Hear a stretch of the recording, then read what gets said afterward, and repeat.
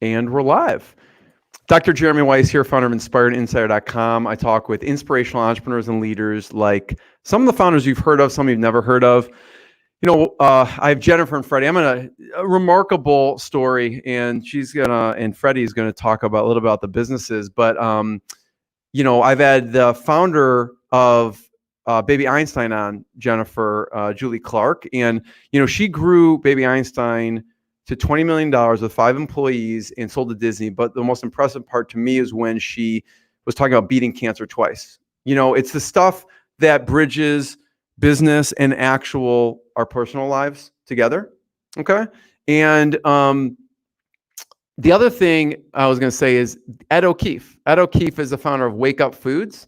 And personally, I love their stuff at Wake Up Foods. Healthy, delicious Wake Up waffles. Check out the episode with Ed about time collapsing. And you have to talk, you have to read about time collapsing because father of 7, grew up in a household of 13 children.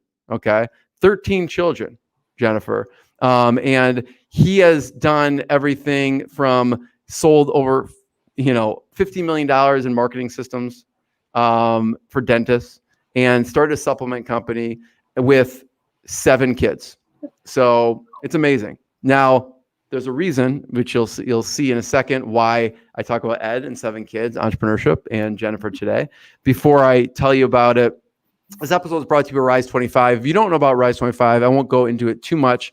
Check it out. That's what we do. John and my business partner and I, we actually started it. We actually help people launch and run their own podcasts and make sure it gives to their best relationships. I've seen no better way to give to your best relationships than having your colleagues, your friends, your people on and, featuring their thought leadership.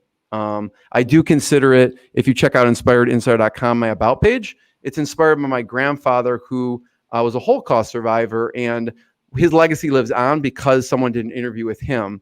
And so the full interview is there. And so when I have people like Jennifer and Freddie on, I do consider it, I'm helping them leave a legacy as well through this content. So thank you both for being here.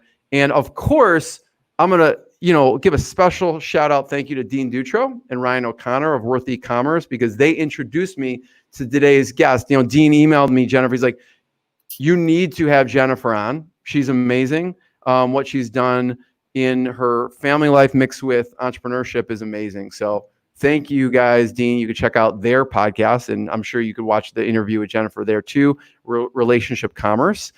Jennifer Adams Bunker is a serial entrepreneur, founder of TruKid, TruBaby, Fysik, TruBuddy, Velocity Source Group, and Funopolis. And, with Jennifer is creating a business, she has one goal in mind, which is, it's a funny thing. I was like, is it to make money? No, it's to make life easier. She's got 6 kids and like so many businesses.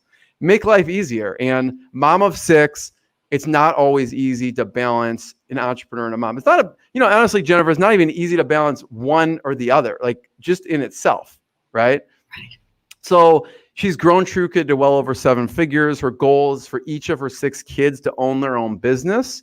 And you can go to TruKid.com. It's TruKid.com, where they have natural products for kids, skin creams that help soothe eczema, to sunscreen that's safe for eczema-prone skin, to, Mark Cuban, I remember, he always talks about on the Shark Tank that one of his kids or something has it. So if someone knows him, like maybe they'd like these products, TruKid. Body wash, much more. We have Freddie Bunkers here, who is the favorite kid right now because he has a company called HyperGo. And HyperGo is a full body wipe. So we'll talk about that a little bit too. Thanks both for joining me.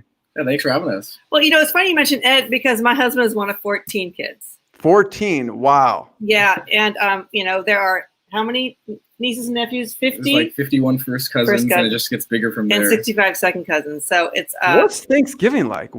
How big is Thanksgiving? Well, like when they do like the family reunions, it's like sometimes they'll do a big like fairground, because that's or a wedding. Weddings are big and they're fun. So when you I don't know, when you first got married, when you're discussing kids early on, Jennifer, how many kids were you thinking you were going to have? Oh, Jeremy, I wasn't going to get married or have kids. Really? Why?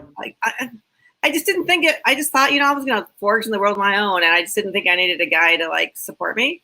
And I certainly didn't need kids because they cried and they were yelling, hard pass. And then I meet this guy, which first of all I thought it was lying. Who has 13 sisters and brothers like that? And I would ask questions every which way to like ferret out his lie. Of course, he wasn't lying. And he's like, name all their names. You can't even remember them all at that point. I actually could remember. I can actually name them all. I can't, and I can name all the cousins almost. Yeah, if you see them, maybe. I gotta see. I just have to like process each family separately. And I can do it, So you met him. So you go from not wanting to get married or have kids to extreme kids wise. What was it that convinced you? We dated for like 8 years, so it literally took a while. I liked the big family atmosphere, and I really love his family, and he's super gregarious, right? But it wasn't about having 6 kids. He wanted 1 kid actually, because he's a big family, and it happens a lot where there's so many. He's one of the little ones. They go the opposite. Yeah, and so I'm like, so we have the one. I'm like, we need 2. You can't have just 1, right? So and then I don't know what happened. I like to say, what happened between 2 and 6? I mean. I guess I drank a lot. Don't tell your kids that. I do tell all the time. But that's significant. I mean, I have 2 kids, and I'm like, oh my God, when they start outnumbering you, I can't even imagine. My business partner, John, he's got 4 kids under 9. And I'm like, listen, you did this you did this to yourself. I don't know. So that's wild. How do you balance it all now? Like how do you organize your day? Well, it's been really fun because of all the home Zoom schooling on top of running a business, right? So, 18 months ago, I had an office for like 15, 20 years. And then 18 months ago, I pivoted to work from home for a lot of reasons, one of which is to like really hoard cash and run a different kind of business more digitally. And it was been great until everybody showed up, right? The Zoom calls everywhere. And thankfully, they're all out of school as of today for you, right? It's like, because I've been an entrepreneur for so long, the kids know not to bug me, right? They just, they come bug me, we do their work, and then they go away again. We're just used to it, right, Freddie? Yeah, we're just used to it. Yeah, and I'm really used to chaos. I can work in a loud, noisy zone without any issue. So, the little baby pigs we have will oink, and then the dog barks at somebody, and, I just can keep working. What are some hacks you have to be more productive? Because some people, aren't doing a 1/10 of what you have to manage. Are there certain softwares you like, certain methods? What do you do? What's your tips for people to be more productive? I wish I had a really good tip space, but I don't. I keep a lot in my head, which is bad. I fold a piece of paper in half and I write my notes down, honestly. I'm trying to get digitally on Trello and whatnot. I have Slack now, which is saving my life. I love Slack. Slack is like what works for me. It feeds to my phone. I can see it very specifically. I have a lot of channels, and I like it because I can see exactly what the topic is and get to it. So that helps a lot. My mindset is I have to get 3 important things done every day that move my business forward, and the rest of it is sort of white noise. I have to get to things, but they're not as important.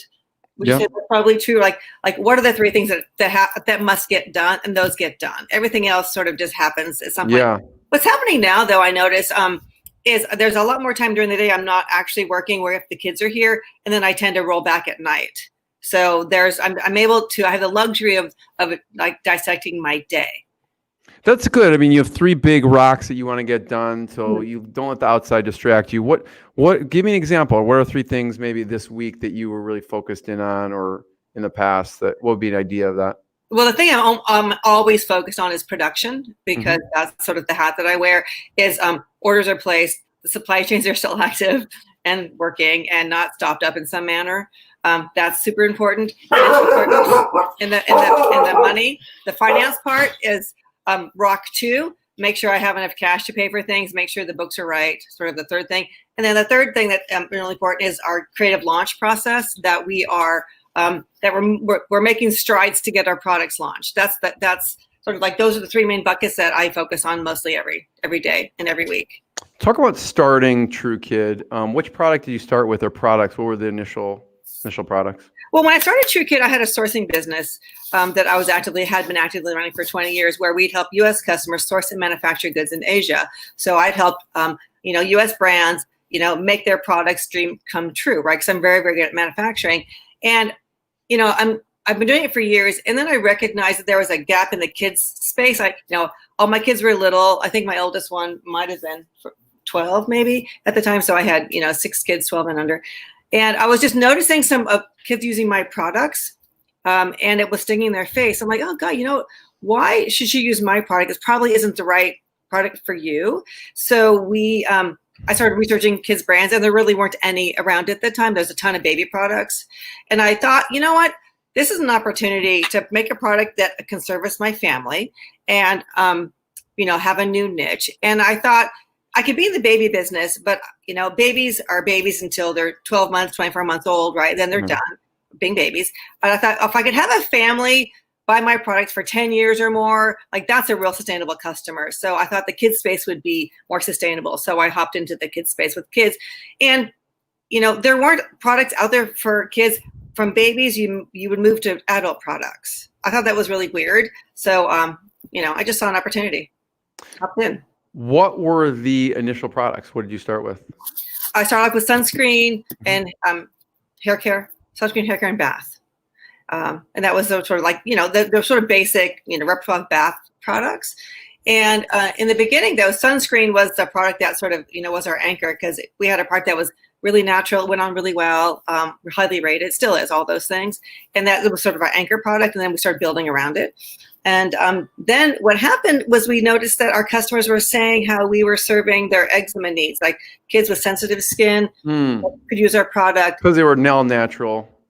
Yeah, they're all natural, right? Yeah. So we didn't have all the chemicals in it. And chemicals they can be really irritating on anyone's skin, let alone kids with sensitive skin. Or if you struggle with a rash or an eczema case, like it's really hard. So I started listening, and we started pivoting away from just sort of general body care to eczema focused product. Yeah. And because I noticed like it really sticks out. And, for one, when we look at sunscreen, there's a bunch of terrible chemicals in a lot of them. So we're always thinking like, how do we not put junk? Because that stuff gets absorbed in the skin. Yeah. And I noticed, on yours, which is really unique, there is a logo on all of them, right? From the Eczema Association, I believe. Yeah. Right. It was a process, right? We wanted to have whatever value we could add and associate with the Eczema Foundation, because it's like the Good Seal of approval, right? You look at it and you have a deep sense of trust, and we had. Yeah. Who's the gold standard in this, right? Yeah, they are the gold standard. So we wanted to make sure that we aligned with that. And it took a lot of testing to get that approval on our products. So we're extremely proud of it. I think we have the largest offering of eczema products for kids, I love it. And so from that initial launch, what was the next product you released, and how did you decide that? Was it a skin cream or? Yeah, we added more eczema focused products, an eczema cream, an eczema wash. So like just going deeper into the eczema space and worrying less about sort of the other things that aren't as important. And, in terms of marketing too, not only are we serving kids and helping them lead a less itchy life, right? Like it makes me feel really good inside that I can help kids get through a day a little more calmly. I lost my train of thought. What was I doing? Oh, marketing wise too. Like it's easier to market because it's a very defined niche, right? Yeah. Serving a problem. People are searching for a problem to solve, and we're solving it. And that was a pivotal point too, was not just we were making a high quality product that served our customer base, but we could market to other folks who are searching for it versus in our space, very busy space, lots of people saying natural, there's lots of, products saying natural, but they're not really natural. So it's really hard to break through the noise. And this is just a much easier path, having a defined niche. Yeah. Yeah. I was looking on the site, anyone can go to TruKid, TRUKID, kid.com, and the funny thing is I'm going to try and bring it up here so I can show it. But I was looking at the ingredients. I was like, I wouldn't try this, but I'm like, I could almost eat this stuff. Like there's like honey in it. There's like actual natural ingredients. Well, it's funny. So one of our most popular products are our bubble pods, which is the next innovation after our eczema focused product. Yeah. We wanted kids to be able to take a bath. The bath is really fun, but kids with eczema can't take baths because everything hurts their skin. Yeah. So we create our eczema bubble pod, which is basically a Tide pod that you throw in your bathtub, creates a tub of natural bubbles. You actually can eat that. It's really nasty tasting, but I really don't recommend that you do it. There's our sunscreen. There you go. There it is. Yeah. Yeah. So I was like, oh, cool. Like, there's very natural ingredients there. What's interesting is I'm sure you get this, people back then when you're doing the sourcing, what are some of the biggest mistakes people make with sourcing? In the US or in Asia? US. Okay. So, because I'm so comfortable making products in China, it's like second nature to me. And the Asian manufacturers are really, really good at making product, right? The US is hard. And I've always struggled making product in the US because the language is different. It's not Chinese to English, but the manufacturing language is different. For example, when you make things here, like in China, they make everything in one place. They do all the sourcing for you. It's all locked and loaded. Here, the challenge is you have to know where to get your packaging. You have to understand the technology of the production that's here, and you have to buy your labels. It's like 10 times harder to make anything here. And I hate to say it, but that's my experience that I've over my years. Yeah. So the challenge is just learning a brand new way to make things. It's just harder, right? What about in Asia? What are some of the big mistakes when people are sourcing from Asia? Gosh, well, I've made every mistake that you could possibly make in Asia. One of the mistakes I think that's easy to make is trusting your vendor is going to make what you want right away. I have a very defined process of how I make things in China and a different process that I do for making things here. And the important part about making things in China is sourcing that you have 3 qualified factories versus just the one. Because especially right now, because it's absolutely chaos. I think making anything, we've discovered it too, and I know how to make things really well, and I'm discovering even more challenges than I had even come across in the past. So you won't do it unless you have 3 factories to do it. All qualified, all aligned, so I can make it. So that's my strategy. Even with that, mistakes happen, right? But make sure if you're making anything in China that you have samples. You've not sampled once, but you sampled, several times, because the consistency has to be there, right? And the communication has to be really good. If they're not emailing back or calling you back, it's a no-go, right? If they just can't communicate in a way that's going to be sustainable for you long term. Do you still help people? Do you still get questions from people about sourcing? I don't do that. I closed that business in 2017 to simply focus on growing the TruKid business. Yeah. I realized it was a real distraction of my time. I do it for friends and I help people. I asked, for kids, like kids, you help with kids? Sure. Or no? Oh yeah, is that what you're asking? And I'm really good at making things here. Now I've learned. I've honed that skill set too. It's harder here. It takes longer. I don't know why that is, but that's the new challenge. It just takes something I could get done literally in 45 days in China, beginning to end, brand new, takes me 6 months here. So let's talk about HyperGo. So Freddie and Mom, let's talk about launching HyperGo. Yeah, so this is my business. So I started this back in 2014 when I was 14. And it really stemmed from when I was driving all these 2 hours to a volleyball tournament or a basketball tournament. And I just didn't want to sit in a car for 2 hours on the way home with 8 different guys and you're just sitting in sweat. It's just a smelly car. And, I was just starting to get acne. I had this thing. It was I had braces at the time. I was like, Freddie, I can't have acne and braces. I got to get this sweat off my face immediately. And my mom's always wanted me to have a business. She's an entrepreneur, and I've kind of always wanted to, follow in that step. And so I came to her with this idea. I was like, Mom, what about a wipe? That you can just wipe down and you're basically showered. And she's like, that's a pretty good idea. And so she really just helped me, find factories. And what she said about samples, is so true. We maybe got 80 different samples because every time, it'd be a little bit different, or this one had too much scent, stuff like that. So really, it took a little bit, but with her expertise, it was it finally came to a product that we really enjoyed. And so we get reviews all the time, wow, this is so perfect for I bike to work, but my work doesn't have a shower. HyperGo, wipe down, you're ready to go to work. And during COVID right now, a lot of people, are on Zoom calls for school or for work. And a lot of people have been telling me that they do workouts in between their Zoom calls. There's no time for a shower, so they just wipe right down and they're ready to get back to work. That imagine must be popular now with COVID. What kind of properties? I'm sure you got questions of, can I wipe my table down? Can I wipe myself and my surroundings? How does it work as an antibacterial or that? Well, we do have honey, which is a natural antibacterial, but it does not contain alcohol, which is the ingredient you need to kill 99% of viruses. So while this won't kill everything, it's definitely better than having nothing. What's the best use case for it? So you mentioned someone's biking to work, someone is working out right before a Zoom call. What else do people use it for? Camping. People love doing these because they're biodegradable. So okay. Really good for the environment. It really is just a wipe for everything. It's interesting. I get carsick a lot. And we were driving to LA for some reason. Of course, I got carsick, had to hop over. And I'm like, can somebody give me a wipe? And of course, everybody was on their phone, so nobody heard me. And, of course, right. But I see over and I see a big pack of wipes. And it never would have dawned on me because like the wet wipes for babies are small. For instance, are really huge. Big. And it's like, I can tell you it makes every wipe up situation 100% better. And I have a lot of friends that have babies that use our product for a baby wipe because you can use one wipe when they poop all over themselves versus like 10 little baby wipes. It's so fantastic. Yeah, size. You really never know when you're gonna need a wipe. It comes in handy in like every situation.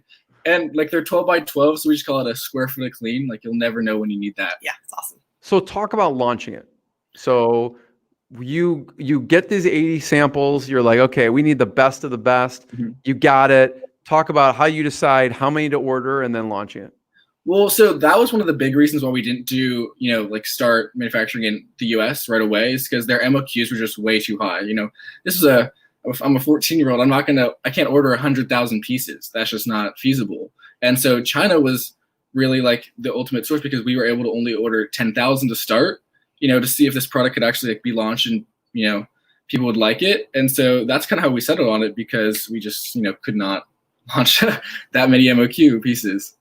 So you go to sell it. So you decide the MOQ. What do you do to get it out there and to get ordered? So we listed like right on Amazon, and that's still to this day is really our main sales channel. And that first year, we really didn't run like many marketing campaigns, but it shot off. And that was when we really knew that we had a product that would work. Like we got like almost like 300 reviews, first year. People were it was flying off the shelves. So that was really great to see that. And also this was his idea completely, right? I had nothing to do with help him execute, right? And I of course, my position was to help him make the best product and find the right sourcing and all those things. But there was nothing about this was my idea. And I said to him just the other day, I said, I can tell you, I wouldn't have had this idea. I wouldn't have. And I'm really glad that you did because now that we see the opportunity in this product category, it's been really fun. And for, Jennifer, for TruKid, talk about TruKid and, do you go with Amazon strategy, both online strategy? When you launch a new product, where do you put it out to? What's the most successful? Well, that is so funny because we were just talking about before we get on this podcast how we are melding both our successes, right? So Freddie's success is his online digital strategy and very simple packaging. It's really repeatable, really easy. Mine like started out super e-commerce focused. And I have been in and out of like brick and mortar retail, in Amazon, in and out of. And so we now have a strategy where we launch on our Shopify site and our Amazon. And our goal is to build the business here. And then we sell it to our distribution partners in other parts of the world, right? So our international distribution is really important that's our strategy, right? We launch online here to get, sort of groundswell and acceptance. And then it goes offshore to our international partners.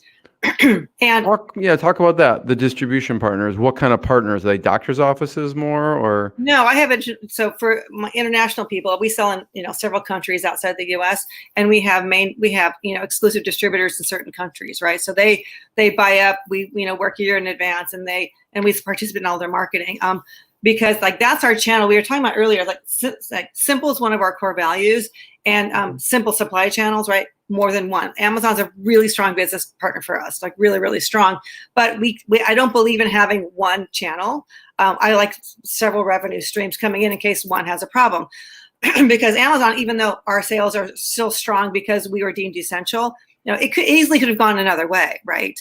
So we have our Shopify channel, we have our international, we have our Amazon, and we also sell wholesale customers in the US too. But then, our international business is a huge part of our growing business because we're made in the USA, which I feel really, really, proud of that our stuff is made in the US now. It just opens up the world if your stuff is made here.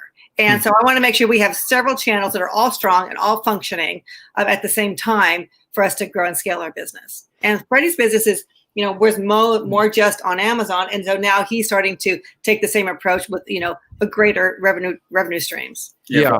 Greater brand awareness. Yeah. Because we just launched on gnc.com. And then we are launching on jet.com pretty soon. And then we also launched on Sears. So yeah, what she did in the beginning, like all her brick and mortar stores, I'm trying to do that now after I got a bunch of brand awareness from Amazon. And so that's kind of what you talked about, having a multi-channel fulfillment.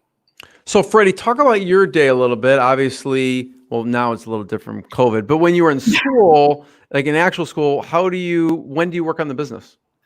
Well, luckily in college, I only have like 1 or 2 classes a day. So it frees up my schedule a lot. So I was always on a call with like either my social media team or, with our VA, trying to just get stuff done. But in high school, it was a little trickier. That's classroom 8 to 3.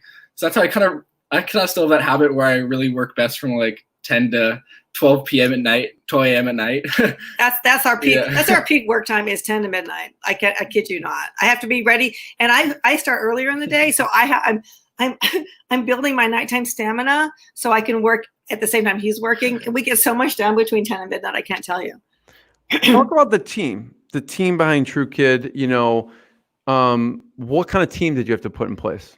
Well, my team has definitely changed over the years. I mean, it's like I'm definitely pivoting, or have pivoted to a digital team. 18 months ago, I got rid of my office, like I said earlier, and I got rid of my people because I wanted to take advantage of like the best people I could hire didn't necessarily live in my town. Yeah.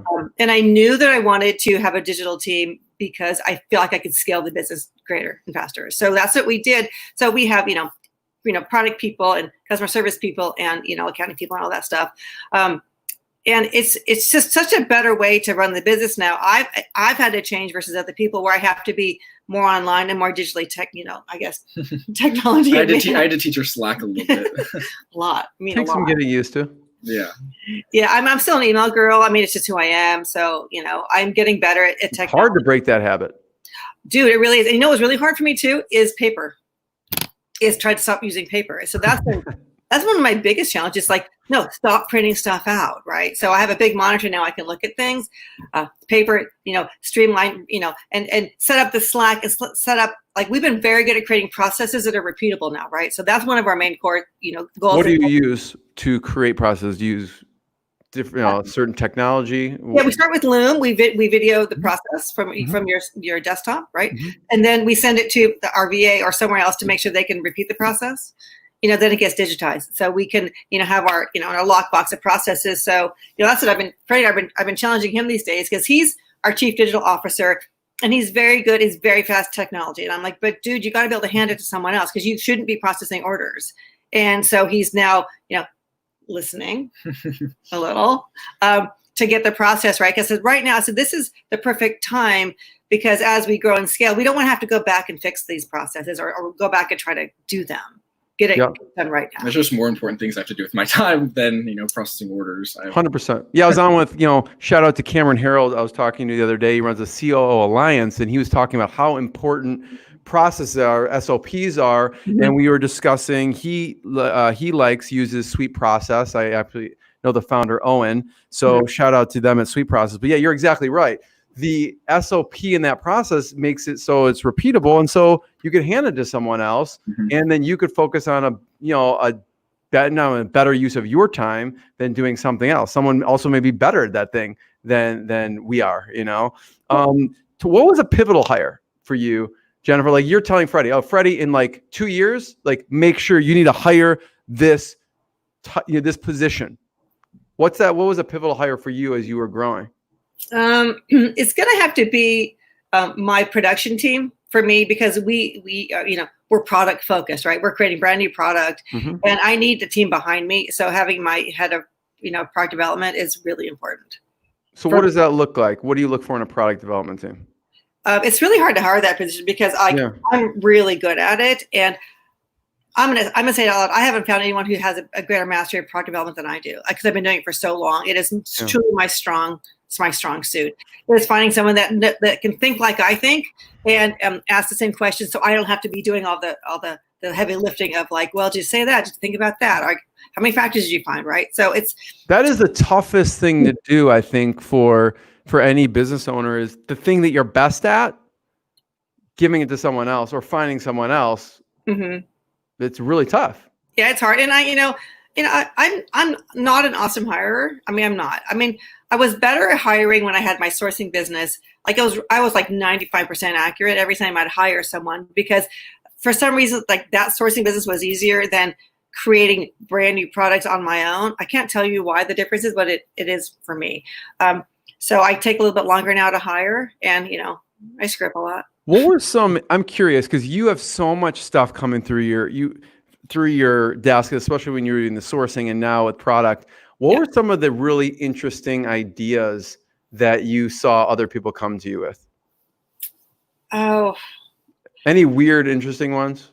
Well, I joke, I've made martial art weapons, soft porn, graphic products. And the most interesting thing I did was I would do work for a food company, and I had it to airship dried herb mix for a dip, like you would make add whipped cream to it or whatever, or sour cream to it. I'd ship that to China, pack it out in the whole box, the whole product comes back completely done, right? And one of my factories got raided, and they destroyed all the herb packs because they thought it was drugs. Oh, yeah, it looks like something like cannabis or something. Looks like something. So that's not it. So it's like that's hard work. That's hard work, right? And I said I would never do it again. I think I did it 2 more times, of course, because I can't stop myself. So that was hard and interesting and curious. You started off working really long hours, and so what took you on the first part of your entrepreneurial journey? Like when I first started my business? First started, So I worked for an engineering company, and I was 8 months pregnant, and I thought I should probably get a real job. And I worked a ton of hours. I should probably get a job where I worked less hours and be less stressful. Like that was my strategy, right? And so I got a job with a toy company, which opened up my whole world. Because my first job was to fly to China and open up production. I'd never done that ever. It was the thing that changed my life forever, was having this opportunity to hop on a plane on somebody else's behalf and learn a whole new skill set. And in the beginning of my business, I worked a ton of hours. I was on the phone to China every single night, talking to factories and whatnot. And I've learned now to not stress the little things. They'll happen the next day. So now I don't hardly work 8 hours in a day because I have teams of people that do it. Right. So with the kids, Freddie has the business. What's the kind of methodology and order? You talked a little bit about it. So first, it's the idea phase. How do you brainstorm that? He came to his idea, but what do you tell your other kids? Like, here's what you should be thinking about before you actually release and come up with your product. So I have 4 girls and 2 boys, and Freddie's number 3. And my last little guy is a boy, and he and I played baseball catch, right? I used to coach his little league team, and he's 12 now. So we would play catch and we talk ideas. Like the entire time we play catch, we talk ideas, right? And so my strategy with the kids is to just discuss ideas while we're doing something, right? Because that's where ideas come from. Like the other day, Freddie and I were driving around. We had some ideas for about something that we wouldn't have had in the office. So, I try to do things like that when we're not, like, a focused conversation about ideas for my kids doesn't work. It has to be some sort of free thing that we're doing, an idea comes up. Now, what's interesting about my kids is my 4 girls are not that interested in having a business. Not at all. The older one is destined to be a CEO someday. I leave her to go. The second one, we're not sure. But my 4th girl, she wants to have a consulting business of some kind. I didn't remind her that's still a business. It still counts. Let's say that. She just wants to make money. No. And then Piper, my number 5, will have a business. We're just going to figure it out. But they're super resistant to it. I'm unsure why. It could be because I'm really forceful about it. Could be. But the boys it's always when it comes from someone else. They'll listen to a perfect stranger. Right. Yeah, they do. They do that about it. That's my whole life. It's like I'm never an expert on anything, but my neighbor can be. It's the same exact stuff. But people come to me a lot. How do you get your kids to start a business? And what I've seen in my house of 6 kids, that they either naturally want to do it or they don't. At one point, I had the 4 girls ready to launch a business together because I look at them as the perfect team, right? Because they all have really different skill sets. So they were the perfect team, right? And we were ready to roll. And the day we were going to do a photo shoot and all this other stuff, I had all the girls there. And I said, something's not right. Because like the older one snapped at the second one said, you might need to feel stupid. You name it, right? It just devolved really, really fast. And I get it with two girls. Trust me. I get that. Like it goes sideways so horribly fast. And I said, what's going on? I said, what have I done wrong? Right? Why is this not working? And then they realized they don't really want to work together. Like it was too disbanded. But what it was, Jeremy, it was my idea. It was my creation. It was all me, not theirs. And that was really when I had to stop myself because I have so many ideas. It's so easy for me. They didn't want to do it. It wasn't interesting to them. And then Georgia said to me, she goes, instead of starting a company, we should go to therapy, right? That's so classically her. going from starting a company to therapy. Like, and then we were talking later, and I said, Georgia, tell me what didn't work for you. She goes, you just assumed we knew what to do because we've been around you, but you didn't stop and teach us how to do stuff. Like, oh my God, yeah, so true. I didn't stop and say, here's what profit looks like. Like, I think I talk about these things, but I didn't sit down and teach them like I would teach somebody something to do. And so that was a few years ago. And I've now since backed way off because it can't be about me. It has to be their desires and their dreams and their wants. Right. So, I have every confidence and faith in my ability to persuade them at some point through subterfuge that they will do a business of some kind on their terms. And, it'll happen. Now, what's nice about Freddie and Rowan, my little guy, like he wants a business and the pet business TruBuddy is his, and we're launching it pretty soon because he loves dogs and he loves the idea and he loves business. In fact, a couple of years ago, he said to Freddie, I'm going to crush you in sales. I love it. I love it. And Freddie, what do you think about that? I like his idea. Honestly, I hope he doesn't overtake me, but it might happen. So you're going to launch this. This is a pet. Talk about what that is. What are you launching with the pet? It's a pet cleansing product that's not already out in the marketplace. It's a way to cleanse your pet quickly and easily without having to keep reaching for the bottle. It comes with a little washing mitt and the whole thing. It's just a streamlined, simple product that makes it really easy and it's sustainable. It's like 4 or 5 ingredients in it. And it's so brilliant. Yeah, it really revolutionizes pet washing. It really does. And we're just so excited about it. And we're excited about Rowan doing it too, because he's super excited about it too. He loves being the face of the brand. Like we're doing all this back end work before we launch it. And because I think it's because he's the little one and he's watched it this time, but he also is inclined, right? He's inclined to want to make money. He's inclined to want to do these things. Like he would bring his computer over, sit next to me, he goes, okay, I'm ready to work. But he's motivated. Yeah. Or like whenever he's outside playing basketball and he comes in, we always joke like, Rowan, you just missed a corporate meeting. He's like, I did. Why didn't you just tell me? Like get Slack on your phone and you can keep up with me. Like we joke all the time that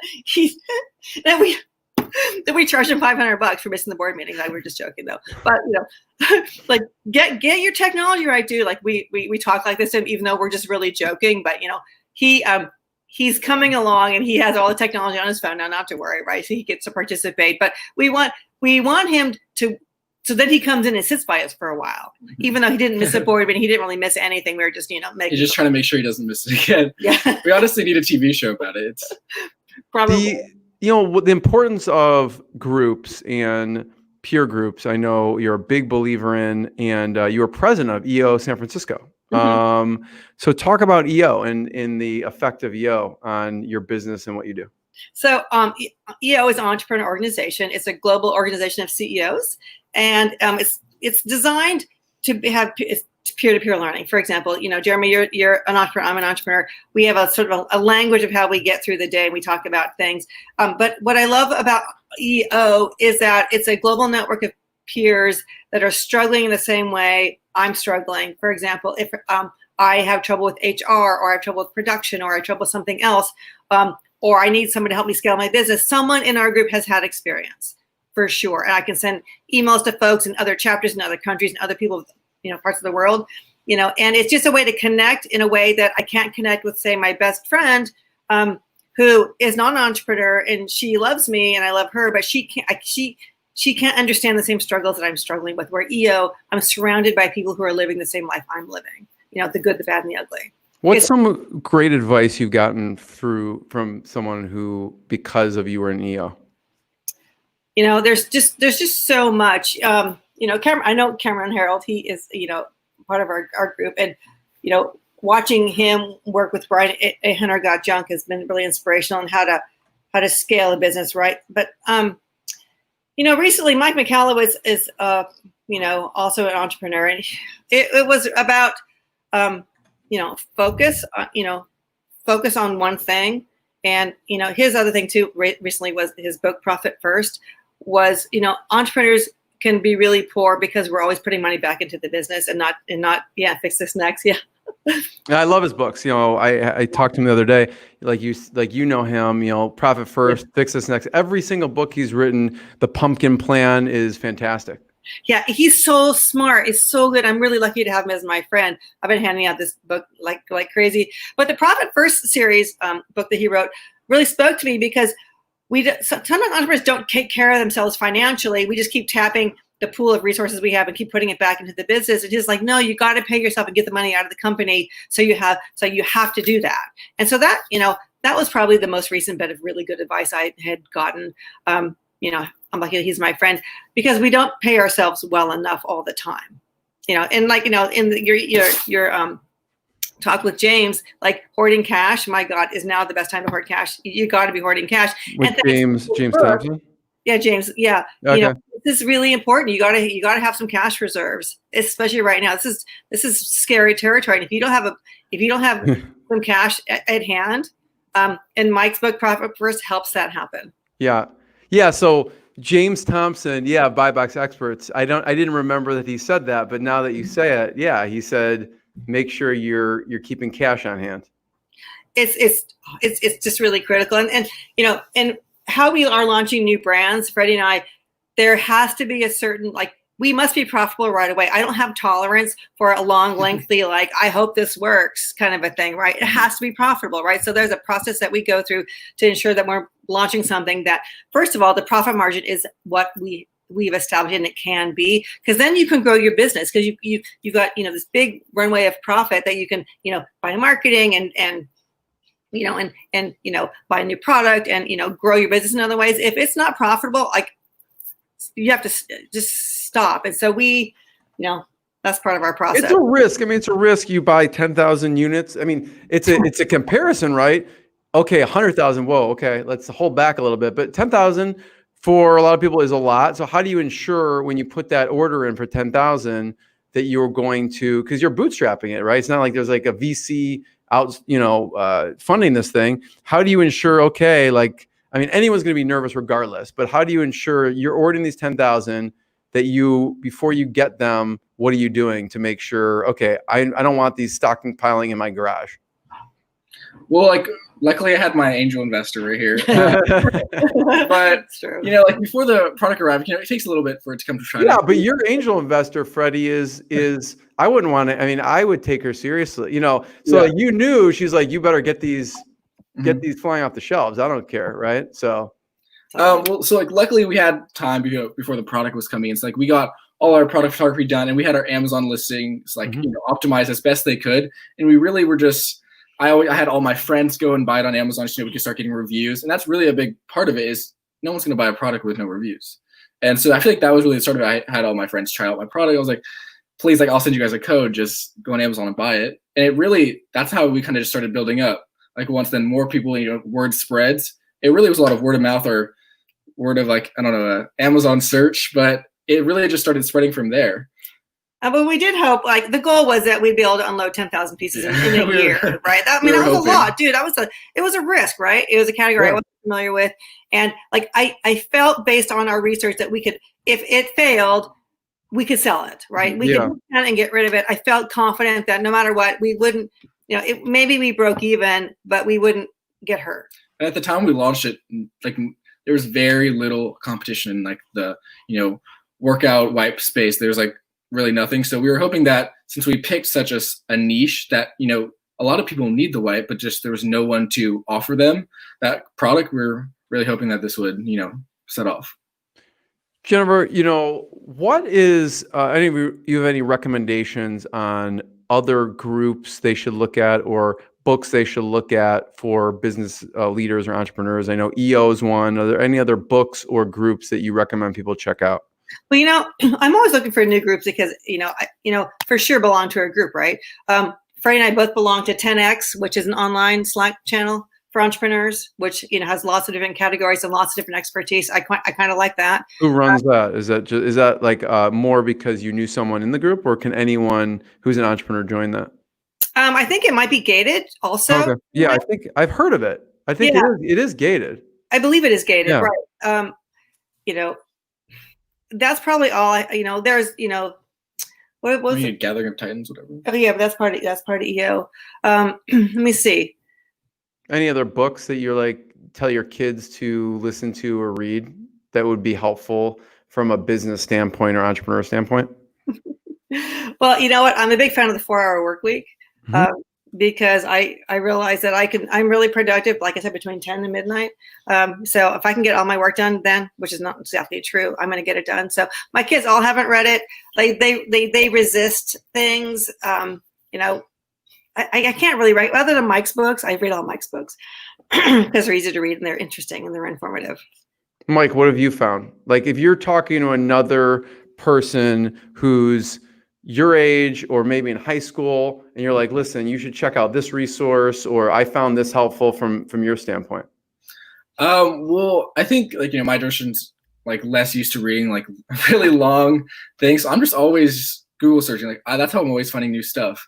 It's just like, that's how I find new marketing stuff, new ways to like optimize our listings. I'm always just searching for new things. So I can't think of like one specific. I don't know if there was like a YouTube channel. You're like, oh, I always check this person's show out. I was like, you can't stop at the first Google search. Like I'm going to, like page 2, 3, most people don't usually do that because everything you want is on the first page, but you can really find some like useful stuff if you just keep going.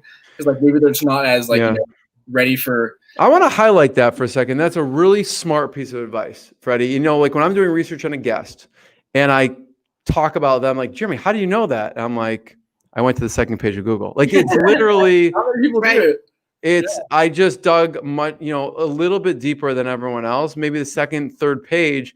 And like, how did you find that? I mean, when you go past the first page of Google, whatever you're researching, it could be a business, it could be just you want to research a company. You go to the second page of Google, like most people haven't gotten past the first search result, right? So that's I just want to hone in that, a really smart, it seems simple, but it's simple is not necessarily easy, and it's not what people do, right? So, Jeremy, I want to point out something that Freddie just said too, right? So, like, he resists learning the way I learn, and I have to respect that. Like, I'll read or I'll listen, and I'll watch things, and I have to drag him to a podcast to listen.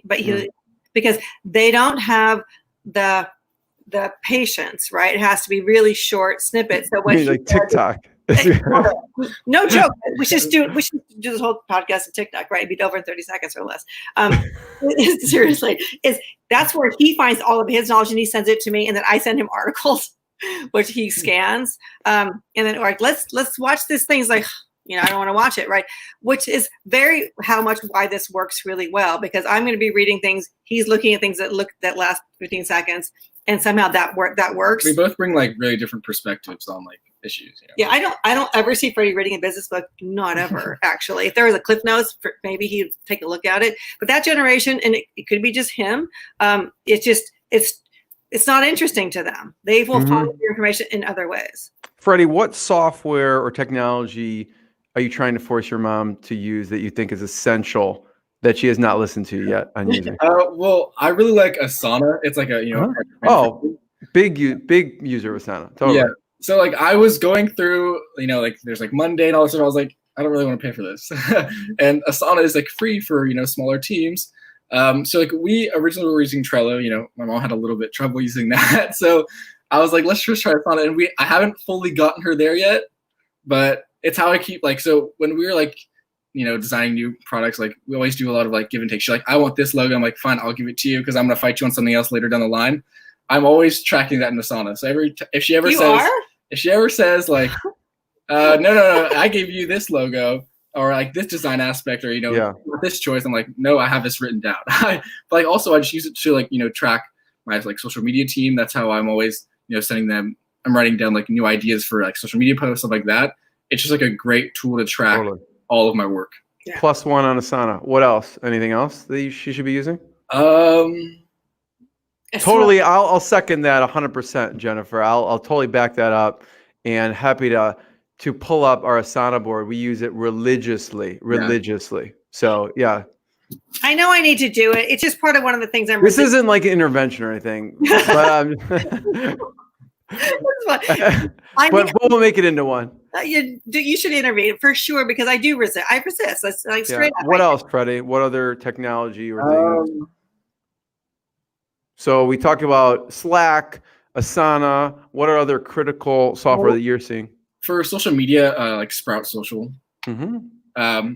They're out of Chicago, by the way. Yeah, Sprout really? Social. I didn't know that. Yeah.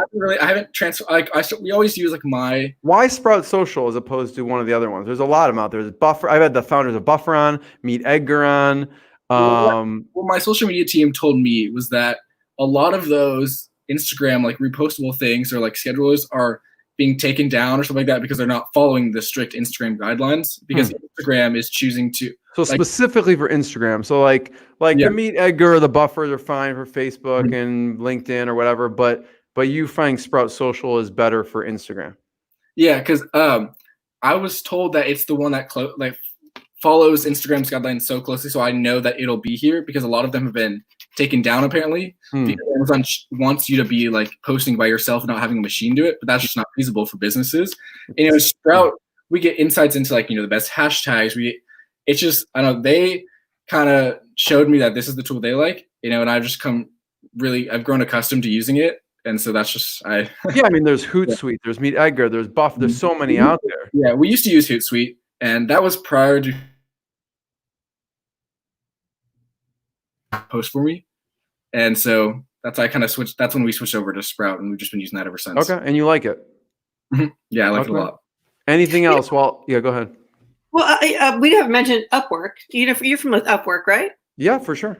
We love Upwork. We love Upwork because, and this is part of our digital team, right? We may need a one-off something, rather we might need some renderings, and Freddie's gotten really good at creating posts that garner like the best talent now. I kind of suck at it, but he's much better. And that's we always have a post on Upwork for something or another. It strengthens our abilities to get work done faster, and and I love that. And hats off to Freddie for forcing me into the new technological age. Yeah, I want to be a front runner in technology because I want to spend less time running my business and have it sort of run on the background why I do what I'm good at, which is creating stuff. I don't want to be the stuff. And if technology can make that better for me, I'm jumping in with both feet, although with resistance. So I have two last questions. First of all, thank you. This has been tremendously valuable. Before I ask those questions, I'm going to point people to your sites, which is hypergo.com for Freddie's full body wipes. Like I'm just going to get one. Boom. Like you're good. And then go to TruKid.com, TruKid.com. I always ask this because it's Inspired Insider. What's been a low moment, a challenge moment that you had to push through in the business? And then what has been a proud moment? And so I'll have you each. Freddie, why don't you go first? What's been a challenge moment for you that you really, I don't know, like at a point like, should I even do this anymore? Like where was a challenge moment and then a proud moment? Well, like that, I would say, so my mom has always been like, pushing me to be, face of my brand. And so she'd always like, I spoke at this Harvard business event. It was like a business group in the city. And I was like, I was super anxious. It was like when I was like 15 or 16, I did not want to do it. And so like I was fighting for like with her up to weeks before because I just did not want to get on a stage in front of all those people. Most people don't. Yeah, exactly. I was just afraid of like, being in front of all those people, but she like forced me to get through it, which kind of helped know that self-promotion is like a really important part of your brand. Entrepreneurs have their own brand when they're like building their companies. And I was just always scared to be like put myself out there. But once I did that, that was like a low moment because I was not happy those weeks prior. I did not want to do it, but I'm glad I did because it kind of got me out of my comfort zone to be able to, it's a cool story. I was like a 14-year-old entrepreneur. Like that's a story that should be shared. And I was too scared to do it, but I'm glad that I got put out of my comfort zone to do that. So that would definitely be a low moment. And then like one of the best ones, like I always used to like go on Amazon and like see where everyone was ordering from. And once we hit the 50th state mark that we had sold to someone in every single state, I was like so ecstatic. I don't go look at now because now we're way past that. But that was definitely a high moment because I was like, that's so cool. Every single state has someone ordering our product. Like that's how we know like we're really getting out there. That's awesome. Thank you, Jennifer. What were you gonna say? I had no idea that he was tracking that metric. What about you? What was a big challenge, a moment, low point in the journey, and then on the flip side? Well, I tell you, we had an Amazon struggle because we, when we had been selling to Amazon Vendor Central, which seemed like a really, really good idea. It was a good get this and roll back over to FBA. And that was a year of pain because getting out of that is really hard because they buy so much, which is good on one hand. On the other hand, it took me a year to get all my listings back. So that was really hard work. And thankfully, we've had it back for a while. So, now we're seeing terrific success. And, a really proud moment, and I actually might even cry right now, is Freddie's been home from school because of COVID, so he has to be here. His office is behind me, right? And so we've been working together. And then he decided that we need to build this media company together. So we're building a new company, incorporating all of our brands. And he chose me as his partner. And I'm going to cry probably. And we defined our roles. He's a chief digital officer. I'm the CEO, which he tries to always take from me every single day. But that moment of let's work together, I can't tell you how proud it makes me that he wants to work with me, of all people. That is amazing. What is the media company? So like what we're launching it's more of a catch-all. Yeah, it's more of like a big umbrella of all of our new brands that we're launching, and like we like to call it approachable wellness. And so we're creating affordable and simple products that are accessible to everyone instead of because the wellness space is usually there's like $100 serums, and that's just not that's not feasible for like everyone. And so we want to make products that are really innovative yet they're open to everyone. Yeah, and that's kind of our next step. Well, thank you for letting me partake in this mother-son session. I totally appreciate both of you. Everyone should check out hypergo.com, TruKid.com. Check them out. And thank you both for sharing the story. Jeremy, it was so fun to talk to you. Thank you for letting us on and, waste your time like this for an hour. Not at all. Now the catch is to make sure all Freddie's friends watch more than 3 minutes of this.